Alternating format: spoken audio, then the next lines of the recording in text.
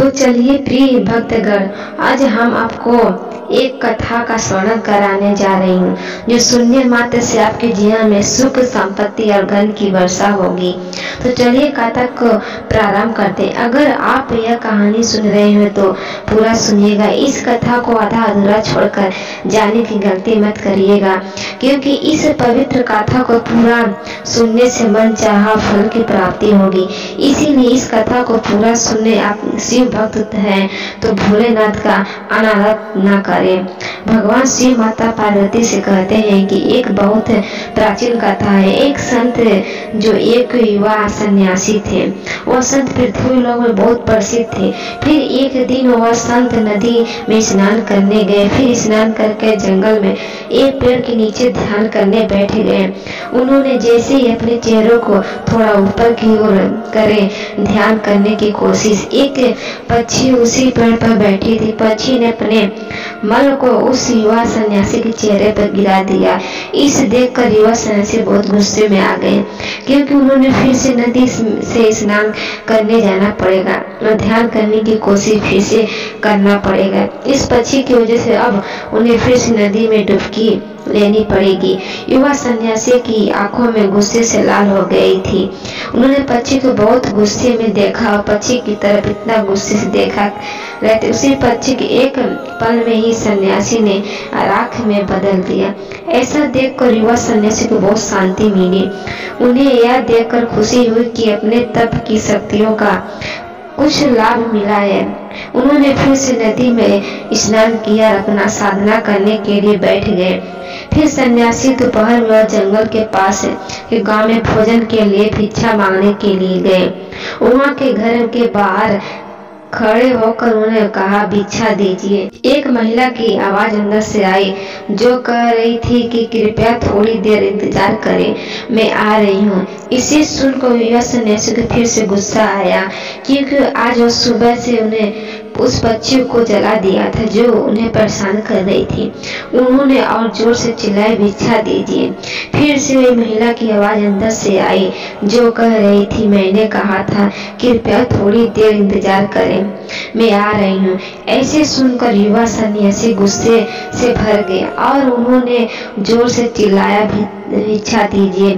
उसने चिल्लाना जारी रखा। तभी एक महिला अंदर से निकली, हाथ में एक थाली भोजन लेकर। युवा सन्यासी उसे चिल्लाकर कहा, मैं एक महान सन्यासी हूँ जिसके पास दिव्य शक्तियाँ हैं। तुम्हारी हिम्मत कैसी है मुझे जैसे सन्यासी को इंतजार करवाने की। इस महिला ने कहा, तुम इतनी जल्दी में क्यों हो?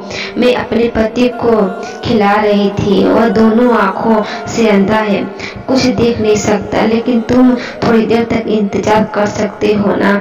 युवा सन्यासी गुस्से से महिला की ओर देखा। महिला ने कहा, तुम मुझे ऐसे ना घोरो, मैं एक पक्षी नहीं हूँ जो राख में बदल जाऊंगी। ऐसे सुनकर युवा सन्यासी की आंखें फट गई। उन्होंने पूछा, लेकिन आपको यह कैसे पता चला? महिला ने कहा, इसका मतलब यही नहीं है कि मैं सब कुछ नहीं जानती हूँ, पर तुम मुझे ऐसा ना घेरो। तुम इस हालत में कुछ भी सीखने के लिए योग्य नहीं हो जो मैं तुझे बता सकती हूँ। सन्यासी के हाथों से जोड़ते हुए कहा, तो मुझे अपना शिष्य बना लीजिए। महिला ने कहा, मैं एक गृहिणी हूँ, मैं किसी को अपना शिष्य नहीं बनाती, लेकिन मैं तुम्हें अपने गुरु का पता जरूर बता सकती हूँ, तुम उनका शिष्य बन सकती हो। महिला ने युवा सन्यासी को अपने गुरु का पता बताया। उस पते के अनुसार युवा सन्यासी ने नजदीकी नगर तक पहुँच गया। फिर वह वहां अंदर जाता रहा। कुछ समय के बाद उसने मानसों की गली में पहुंच गया। वहां उसे चारों तरफ लेटते हुए देख रहा था। उसने सोचा, शायद मैं गलत पते पा गया हूँ, लेकिन पता बिल्कुल सही था। उसी गुरु का नाम धर्माचार्य था जो एक ब्राह्मण था। उसे घोष की गली में देखा पाप समझता था। उसने सोचा, मैं एक कसाई को अपना गुरु नहीं बना सकता। फिर भी वह आगे बढ़ा। उसने लोगों से पता पूछा। लोगों ने बताया कि यह व्यक्ति उस दुकान में रहता है। वहां जाकर उसने एक व्यक्ति को देखा जिसका पूरा शरीर खून से ढका हुआ था। उसके चारों तरफ मांस के टुकड़े लपेटे रहे थे और मांस के बहुत सावधानी को काट रहा था। सन्यासी खड़े होकर वहां सोचने लगा, मैं एक ब्राह्मण संत हूँ, कसाई मुझे क्या सिखाएगा। और फिर से जो भी कसाई का शिष्य नहीं बन सकता वह पीछे मुड़ने लगा। तभी वह व्यक्ति उसे नाम से बुलाया। उसने कहा, महात्मा कौशिक, उस महिला ने तुम्हें मेरे पास भेजा। यह सुनकर युवा सन्यासी चौंक गया, क्योंकि उसने अब तक किसी को अपना नाम तक नहीं बताया था। इसीलिए उस व्यक्ति उसके नाम कैसे जान सकता है। उसने कहा, तुम थोड़ी देर इंतजार करो, मुझे मेरा काम पूरा करने दो। सन्यासी उस पर संकट पर आ गया, वहीं खड़ा रह गया। कुछ समय बाद वह अपना काम पूरा करके युवा सन्यासी के पास आया और कहा, तुम मेरे घर चलो, हम वहाँ बैठकर बातें करेंगे। वह दोनों घर गए। घर पहुँचते ही उसने बैठने को कहा और खुद चला गया। फिर स्नान किया, साफ कपड़े पहनकर बाहर आया। बाहर आने के बाद उसने कहा, मुझे अपने बूढ़े माता पिता की सेवा करने के बाद मैं आ रहा हूँ, कृपया आप थोड़ी देर तक इंतजार करो। वह गया, अपने बूढ़े माता पिता की सेवा की, उन्हें खिलाया और फिर वह आकर युवा सन्यासी के पास बैठ गया। उसने पूछा, बताओ तुम्हारा सवाल क्या है। युवा ने कहा, वह महिला उस पक्षी के बारे में कैसे जान गई और वहाँ आप मेरे आने से पहले ही मेरे बारे में सब कुछ कैसे जान गए। आप यह सब कैसे जान गए और हम इसे कैसे सीखते हैं।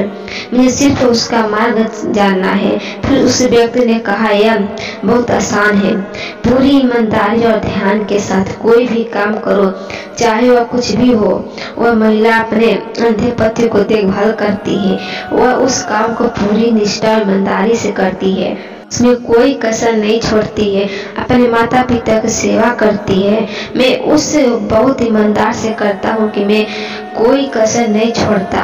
यह मेरे पूर्व जन्म का फल है जो मैं इस जन्म में कसाई बनने का चुनाव किया है, ताकि मैं जानवरों को काट सकूं। यह मेरे पापों का घड़ा है जो मुझे न चाहते हुए भी मुझे करना है, और मैं नहीं जानता कि वह जानवर में को मरने से पहले कितना कष्ट पहुंचता है। तो कुछ भी करो, लेकिन पूरी सहानुभूति, ईमानदारी और ध्यान के साथ करो। जब हमको ऐसा कुछ करते हो तो हमारे खुद के विचार शांत हो जाते हैं, और जब हमारे खुद के विचार शांत हो जाते हैं तो हम आसपास के लोगों के मन में विचार पढ़ सकते हैं और उनके बारे में जान सकते हैं। ठीक वैसे ही जैसे उस महिला ने आपके विचार पढ़ लिया था।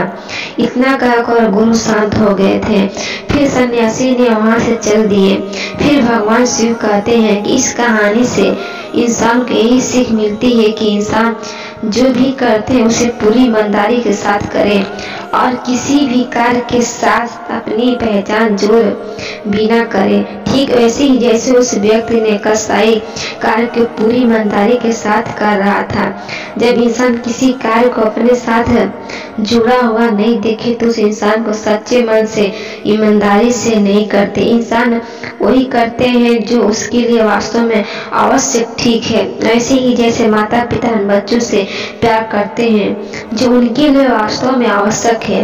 यदि बच्चों की व्यवस्था खराब हो गई, ऐसे करवाए दे लेकिन नहीं पसंद आती है, लेकिन माता पिता उसे फिर भी दवा देने के लिए मजबूर करते हैं, क्योंकि उस समय उसके लिए आवश्यक होता है। इंसान किसी भी कार्य को पूरी ईमानदारी और ध्यान के साथ कर सकते हैं, जबकि इंसान उसे अपने साथ जोड़ने बिना शायद इंसान को सबसे अच्छा तरीका कर पाए। इतना कहकर भगवान शिव ने इस कथा को समाप्त करते हैं।